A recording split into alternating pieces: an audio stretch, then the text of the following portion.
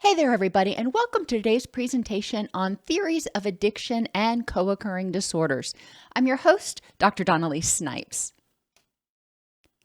In this presentation, we're going to talk briefly about what co-occurring disorders are, and then describe a variety of theories that people use to try to explain what causes them to actually happen.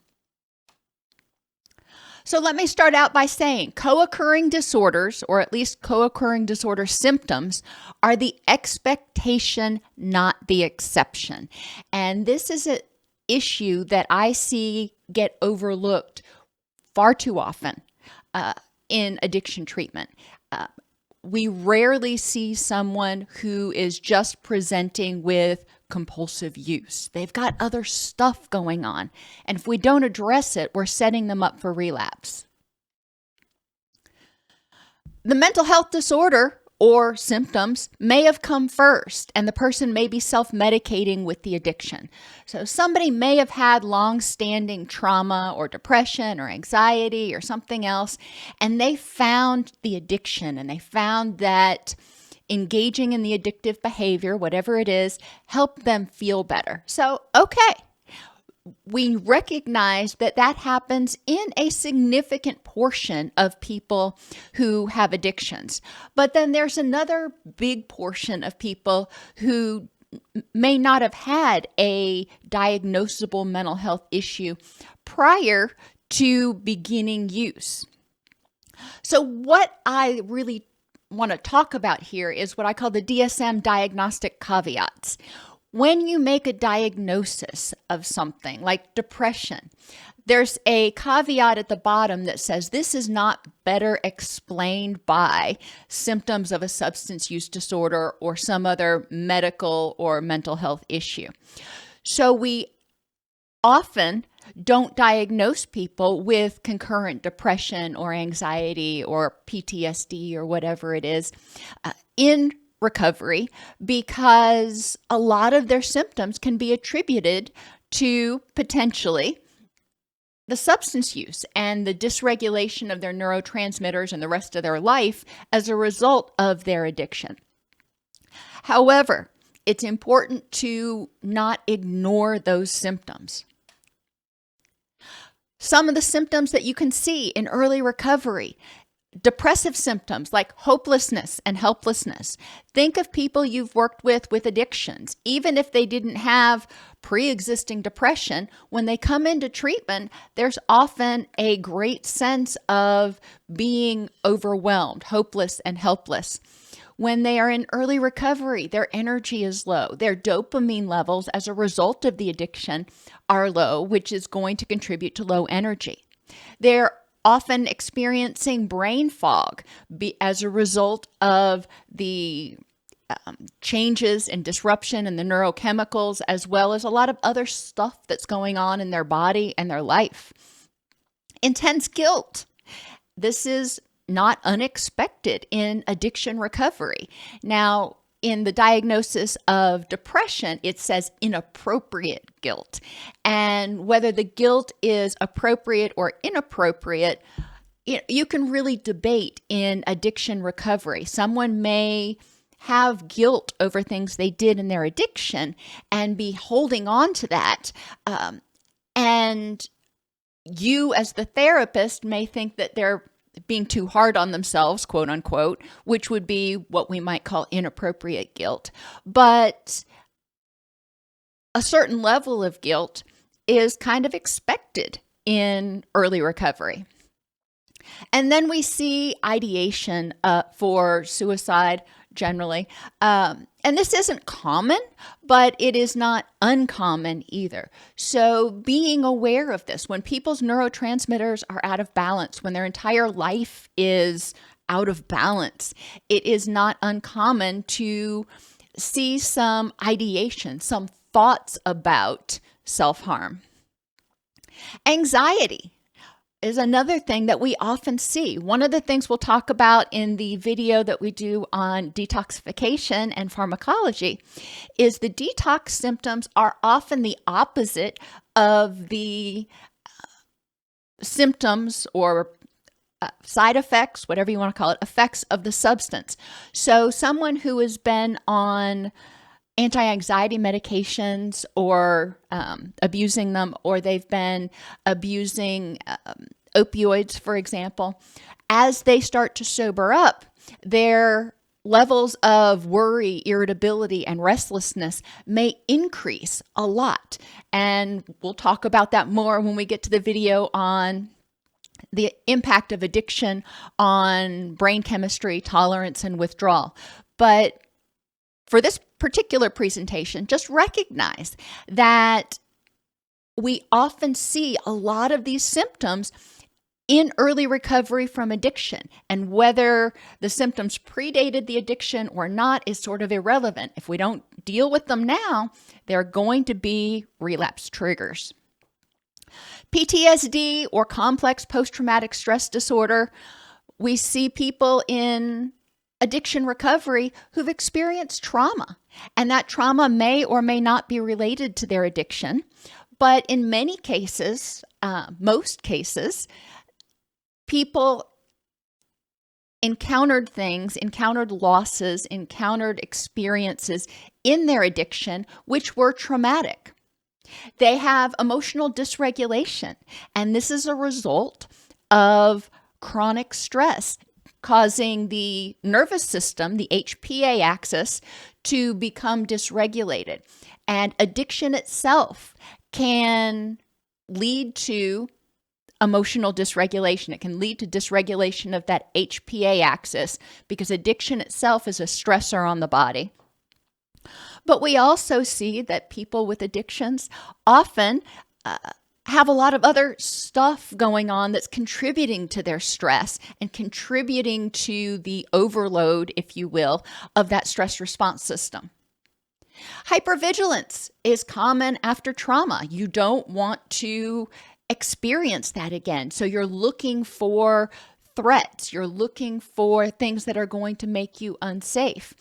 And people with addictions may also be more hypervigilant, expecting bad things to happen, expecting the worst to occur.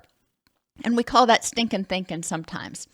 Avoidance and numbing is another common symptom of PTSD, and it's one of the hallmarks of addiction. People don't want to feel that way, so they often engage in behaviors, whether it's dissociation or drunkenness, that may help them try to avoid or numb those memories or feelings or exposures. And finally, personality disorders. We see a lot of people displaying personality disordered behavior in early recovery, but I challenge you to examine the function of that behavior. An unstable self-image. Well, they've been acting in their addicted self for months, years, decades maybe.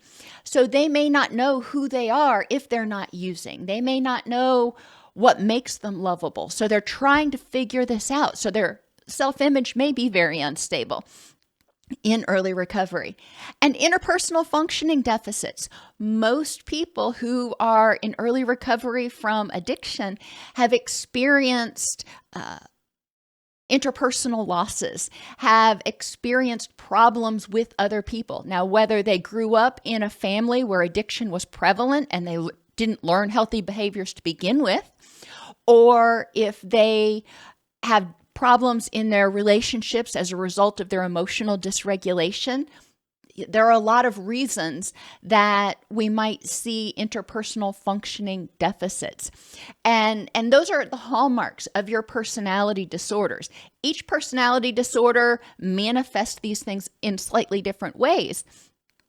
But I encourage you, when you are working with people with addictions or people with mental health disorders, to screen for addictions, but I encourage you to look at the function of the behavior, the meaning behind the symptom, instead of just lumping it in and going, oh, okay, this person also has depression, and let's just give them a laundry list of diagnoses, or the opposite end of the spectrum, we're only focusing on addiction and everything else will just magically resolve itself.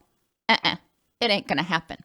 So it's important when we're going through addiction treatment to recognize the interaction, recognize the impact of addiction and the impact of every area of a person's life. And I'm kind of jumping ahead to the biopsychosocial model, but let's take a look at some of the models that have come to prominence over the years, and some, like the first one, have thankfully faded. But I think it's important to understand that our understanding of addictions is still evolving. I'll say it one more time because it's that important. Co-occurring disorder symptoms are the expectation, not the exception, and they need to be addressed concurrently. So this is that theory that has fallen out of favor. Thank you. The moral theory. Back in the day, addictive behaviors were seen as a result of moral weakness. They were associated with people being gluttonous or lazy or prideful, or, they were associated with all of those character defects, so to speak, that people may have been taught in a more traditional society. And the treatment was the use of willpower and discipline and the development of a virtuous lifestyle. You start making the right choices and your compulsion to use will just kind of magically go away. Well, no, that's not it. We need to understand the function. So moral theory has pretty much gone by the wayside. But if you're taking a test on addiction counseling, it still may come up occasionally as one of those early models that was posited to explain addiction. The disease theory is another early model, and it still has an element of truth today. Diseases are incurable, progressive, and fatal if left untreated. Now, there are certain fatal diseases, but what we're talking about when we talk about the disease of addiction, we're talking about this set of behaviors that will continue to wreak havoc on the person's body and the rest of their life if left untreated. But they can arrest, they can stop the progression of the disease. Addiction is caused by biological and genetic factors that cause a physiological deficit, making the person unable to tolerate or moderate the drug. So the person uses and they're like, oh my gosh, I've never felt this good. And from then on, they're kind of chasing that high. And that often is a result of differences in the way the nervous system is wired. So when we say people may be genetically predisposed to addiction, this can be one of those reasons. We also know that there can be a physiological deficit that leads to compulsive use. Now that can be the result of genetics. The person doesn't have enough dopamine. The person doesn't, or their dopaminergic system isn't working well. There can be a variety of genetic underpinnings to it. Or the physiological problems could result from excessive use. When a person uses excessively and starts to develop tolerance, there are literal changes, restructuring of the nervous system. So when they're not engaging in the behavior, they don't feel well. They start having cravings. They may feel more irritable or depressed. And then they reach out to supplement with the addictive behavior in order to get those neurotransmitters back in balance based on the new wiring, the new structuring, if you will. Imbalances in neurotransmitters like GABA, norepinephrine, dopamine, and serotonin can lead to negative emotional and energy and pain states. I know this one just says emotional states, but I think it's important to recognize that your neurotransmitters play a role in your energy. It plays a role in your libido. It plays a role in your emotions. It plays a role in your ability to think clearly and remember things. So when your neurotransmitters are out of balance, we may see a variety of different symptoms. When people are engaging in addictive behaviors, and I keep saying that because it's not just substances, it can be behaviors, and they are dramatically increasing those levels of dopamine in addition to other neurotransmitters based on whatever they're doing, then you're going to see alterations in the nervous system, which is potentially going to mean when they're not using, they're experiencing those negative emotional states. Additionally, poor nutrition, unsafe environments, and lack of adequate rest, those are all stressors, can lead to similar neurochemical imbalances, which are improved with use. And this disease theory and self-medication hypothesis kind of go hand in hand, but it's important to recognize that when people are under chronic stress, they're feeling chronic anxiety, they're not getting enough sleep, their neurotransmitters will get out of balance. Like I mentioned earlier, their stress response system, the HPA axis, will become dysregulated. And that will lead to a sense of dysphoria, unpleasant feelings, and low energy that often can be improved, not healthfully, but improved with use. And I think it's important, I didn't mention this back on the moral slide, but I think it's important to really recognize that people with addictions are people who are showing a really strong desire in many cases to try to survive. They're trying to survive whatever that pain is they feel or experience when they're not using, but they don't know how to deal with it otherwise. So it's this spiral of feeling hopeless and helpless and in pain, then using to try to numb that, but using makes it worse. And then they start to feel like, well, I don't know how to deal with it, and numbing it's making my life worse. So that's where that hopelessness and helplessness comes in. The social learning or sociocultural theory. I put these two things together because they're related. Both of these say that addiction is learned through observation, or what we call vicarious reinforcement, and direct experiences. In social learning, people are learning from observing others. They're learning from their family, they're learning from their peers, they're learning from the media about how to cope with stress or depression, how to feel more relaxed and sociable, how to escape from pain. They get these messages from the people around them and from their culture. That's that sociocultural theory. And when they see other people, their friends, their family, or somebody on TV, engaging in an addictive behavior and having a positive result. They drink, they feel more relaxed. They use this drug, they magically feel better, whatever it is. When they see that, it contributes to vicarious reinforcement. So the person says, oh, well, that worked for that person. Maybe it'll work for me. And they may try using. Now, some people can use and not develop addictions. That's one of the places this particular theory falls a little bit short. There are people who can grow up in environments where addiction is prevalent and not develop addictions. So there's something missing from this theory. We do know that people who find relief in a pleasurable behavior are more likely to do that again. So if somebody follows the recommendations that they see from a friend or a family member or whatever, and they go, oh, well, that works for them, maybe I'll try it.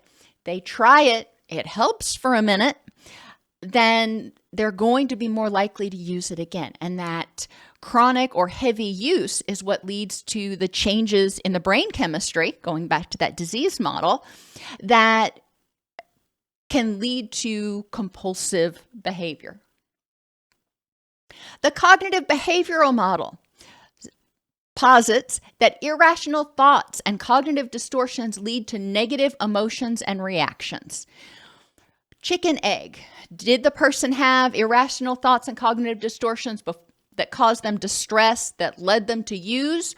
Or did they start using and start experiencing negative consequences and subsequently develop irrational thoughts? Don't know. Doesn't matter. If they've got them, we need to address them. Over time, people learn or acquire certain thinking patterns. So if they start believing that all things are this way, or this never works out for me, then they're going to start feeling more hopeless and helpless. They're going to start internalizing that. If they expect that this never works for me, and then when they start trying to do it again, whatever it is, they're going to look for signs of failure. They're going to create what we call a self-fulfilling prophecy. Then they'll fail, they'll feel even more hopeless and in more distress, which may lead to them seeking relief behaviors. I mentioned the self-medication hypothesis earlier when we were talking about the disease model, so we're not going to do a whole big deep dive into it. But it's important to recognize that people who are in distress seek out relief. You don't want to sit there in pain. It's difficult, and people who are in enough distress where it's intolerable, whether it's because of how long it's going on or how intense it is, they're going to seek relief because they want to survive. And that I keep going back to because it's important to recognize and not pathologize. People who have anxiety or depressive disorders can feel completely overwhelmed by those feelings and physiological symptoms and other symptoms that go along with it. People with ADD or ADHD may have difficulty concentrating, may have difficulty functioning. And a lot of people with ADD and or ADHD experience bullying and problems in interpersonal relationships, which can cause distress. They find something that helps them either integrate more effectively and they start abusing that, or they may self-medicate their distress from the trauma of being bullied or not fitting in with other substances. Bipolar disorder. Now, most people who are in the midst of a manic episode, they're impulsive and they seek out substances and behaviors that are going to often produce a big rush. So people who are in a manic episode aren't trying to escape from it, they're trying to intensify it. When they're in the midst of a depressive episode, they're trying to escape from it.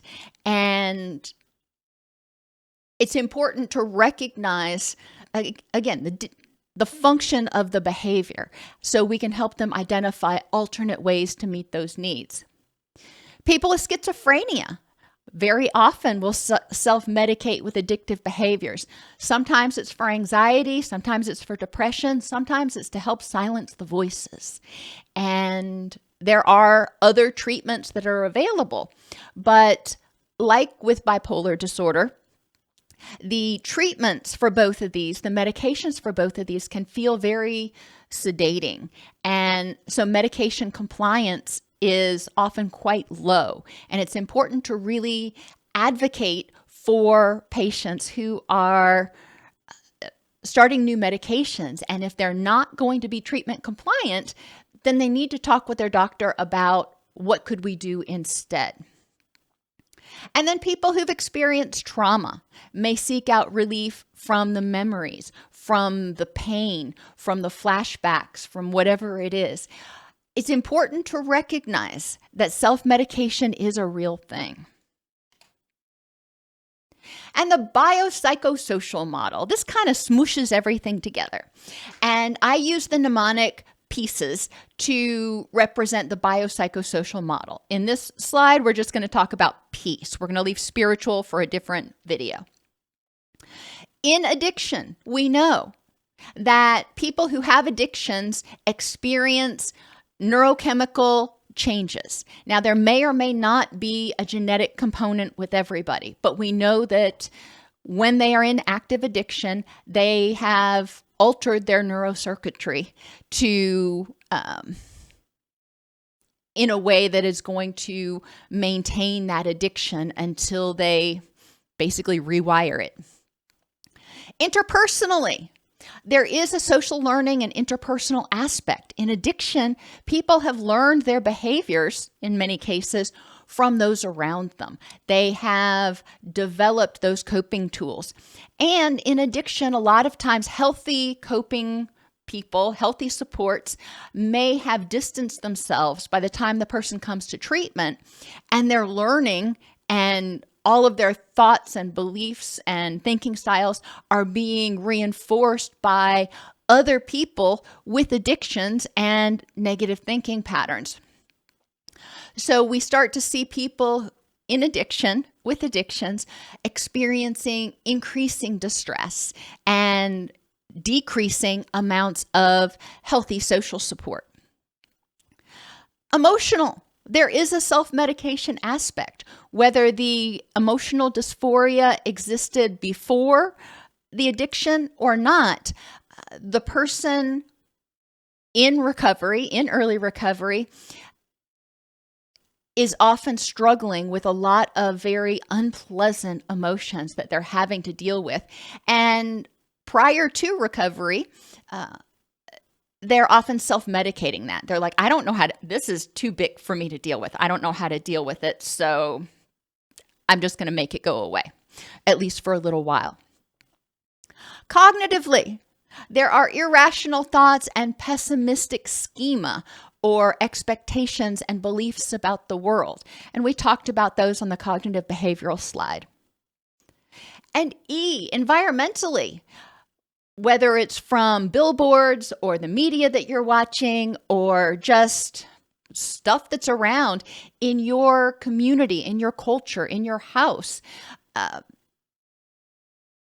the addictive behaviors are prevalent, and there's an element of learning that can happen, even if you're not social learning, even if you haven't seen somebody drink and then experience relaxation. A child who finds alcohol or finds porn and uses it and says, oh, that's really interesting feeling, may be more likely to use it again. So we need to consider all of the pieces of the puzzle that go into each individual's development of their addiction. I do want to touch briefly on trauma and addiction because, as I said, most people with addictions, even if they didn't have trauma prior to the addiction, they experience trauma during their addiction. And this may not be victimization. This may be trauma from their social supports, their healthy social supports, distancing themselves, their loss of friends, their loss of jobs. There are a lot of losses in addiction. But let's take a look at it. Physically, people who experience trauma may have symptoms of hypervigilance, so they never feel safe. They're constantly scanning for threats. Sleep impairment. Well, if you don't feel safe, you ain't going to sleep well. And circadian rhythm disruption. If you're not sleeping well, your circadian rhythms are going to get out of whack. And your neurotransmitters are going to get out of balance as a result of all of that. It's just the way it is. Interpersonally, people who've experienced trauma often have difficulty trusting others and may have insecure attachments with the people in their life. It's like, okay, maybe I want you here, maybe I don't. I'm not sure if you're good or bad or safe or unsafe. Emotionally, people who've experienced trauma often develop a certain amount of emotional dysregulation. If that trauma goes on for long enough, if it's not treated, then it can the person can start developing PTSD or CPTSD, and then we start to see that emotional dysregulation. When people have experienced trauma, They have guilt, grief, depression, anxiety, a lot of different unpleasant or dysphoric moods that they're experiencing. When people have experienced trauma, it alters the way they think about things, and they may start thinking in very concrete, all or nothing terms in order to try to figure out how to stay safe again. Trauma, the core of trauma, is causing the person to feel unsafe and powerless. Negativity and pessimism can also develop as a result of trauma. Brain fog. Well, brain fog is kind of a secondary effect most of the time, but it results when the person doesn't feel safe, when they're not getting enough sleep, when their stress response system is constantly on, when they're in fight or flight most of the time. They're not thinking clearly. They're not using their wise mind skills because they can't. Their brain is saying, protect yourself. Don't worry about thinking about it. Just protect yourself. So they're in a perpetual state of brain fog. That leads to difficulty with what we're going to learn about in a few weeks called wise mind skills. Environmentally, the person feels unsafe and triggered. Wherever they look, they see reminders. They don't feel safe in their environment. They see things or smell things or hear things that remind them of their trauma, and they start feeling very unsafe and powerless. Okay, so that none of that probably is a surprise to you. But let's look at this in terms of addiction. People who are in active addiction are often hypervigilant. They are looking for signs that you are going to take their addiction from them. They are looking for signs that you might know about their addiction because on some level, they probably know it's not healthy. They may be hypervigilant to criticism. They may be very sensitive to that. But that hypervigilance is a state of the nervous system. A lot of people with addictions also have sleep impairment, often as a result of the substances in their body or the behaviors they're engaging in. But sometimes it just is a result of their staying up all night long playing video games or using or gambling or whatever it is they're doing, which causes problems in their circadian rhythm and neurotransmitter regulation. Because of addiction, a lot of people's social circle changes, and the people that they hoped they could depend on or hoped would enable them distance themselves. So they might start feeling insecurely attached. They might not know who they can trust. And there's a lot of ineffective thinking that goes into all of that can be addressed in treatment. But we do see a lack of trust in others in addiction treatment. Emotional dysregulation and dysphoria. When the person is constantly stressed, it alters that stress response system. So especially when someone is not under the influence of their addiction, or whether it's their addiction of choice or another addictive behavior, when they don't have their altered levels of neurotransmitters going, then they're typically going to feel anxious, depressed, angry, irritable. Cognitive distortions, very common in addiction. Negativity and pessimism, especially as it relates to others, very prominent, but also as it relates to self, because a lot of people with addictions, as they start to recognize it's a problem, they try to quit, they're unable to quit, they start to feel helpless and hopeless. Brain fog is a byproduct of addiction. When dopamine is out of balance, people are going to have difficulty concentrating. Dopamine is one of our concentration neurochemicals. And when people engage in addiction, dopamine surges and then really recedes. So you've got either kind of all or nothing, if you want to think about it that way. It's a little extreme. But so when people are not using, then they don't have enough dopamine to really help them effectively with their cognitive functioning. And people with addictions, just like people who've experienced trauma, often see, hear, smell triggers all around them. Now, whether it's triggers for depression, anxiety, trauma, flashbacks that make them want to self-medicate, or if it's triggers for use, like seeing alcohol or seeing advertisements, we need to talk to the person. But they feel unsafe and triggered in their environment, which can contribute to them feeling powerless. It's important that we look at how addiction can actually cause trauma and how trauma can lead to addiction, because it is prevalent. It's important that we don't minimize the impact of traumatic events, even if it's not something that, quote, rises to the level of what you might give someone for post-traumatic stress disorder. Trauma, however the person experiences it, trauma is something that overwhelms a person's ability to cope and causes them to feel unsafe and powerless. So we need to examine those, because in recovery, people need to feel safe and empowered.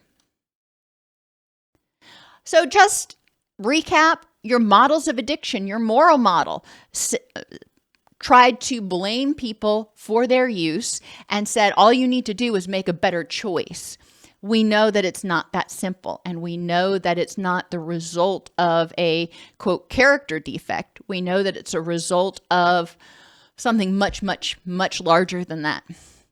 And people are really trying to survive. The medical, physical, or disease model discusses the genetic and physiological underpinnings. And we know that people can have genetic predispositions and not develop addiction, and people can develop addictions even without genetic predispositions. We know this exists. We know that once people start engaging in addiction, they do start to have some physiological changes that maintain the addiction. Social learning and interpersonal goes back to, number one, whether a person ever had safe social environments and what they learn from their environment. Self-medication. Well, when people are in distress, whether it's physical pain, emotional pain, or feeling completely powerless, they may self-medicate. They may try to get a respite from that for a period of time because it just feels too overwhelming and they don't have any other tools that are effective enough at helping them tolerate it. Sociocultural and environmental. We really want to look at this in outpatient as well as ongoing recovery. What things in the environment might trigger somebody to think about using, to trigger those obsessive thoughts, and or what might trigger distress in them, anxiety, trauma, flashbacks, whatever, that then subsequently trigger the desire to use and escape. And then the last one is what I call the trauma-informed biopsychosocial, where we really look at all of these things together and say, yeah, all of this explains addiction. No one theory is totally effective at explaining addiction for any one person, but there is a combination of things that have to happen, which also means there's a combination of treatments that also have to happen for effective recovery. And that's why it's important. I know you're going, well, why do we need to learn all these models anyway? Because it's important to understand what causes something so then you can fix it. If you hear your brakes grinding, that's great to notice it, but then you have to understand what's causing that in order to fix it. There are a variety of explanations of where addiction comes from. Most people with addictions also have mental health issues.